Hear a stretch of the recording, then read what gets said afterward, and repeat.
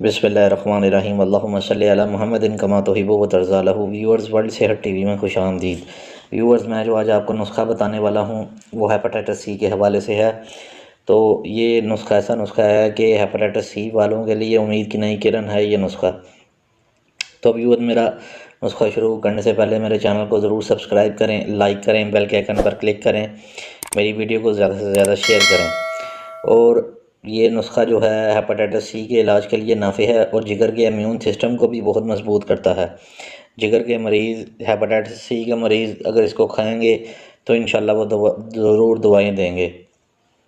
तो व्यूअर्स, नुस्खे के अज़ा ये हैं।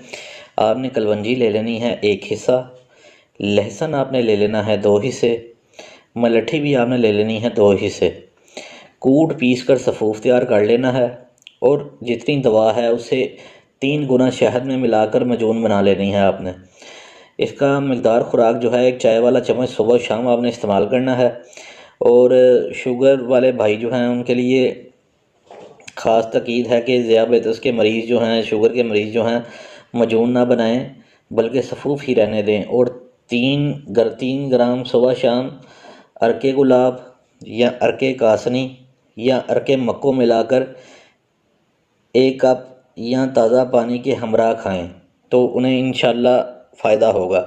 ये हेपेटाइटिस के मरीज़ों के लिए भी मैंने बता दिया है कि उन्होंने मजून नहीं बनानी, उन्होंने सफ़ूफ को ही इस्तेमाल करना है। और अरके गुलाब और अरके कासनी, अरके मक्को, ये सारी चीज़, ये इन तीनों में से कोई अरक ले लें।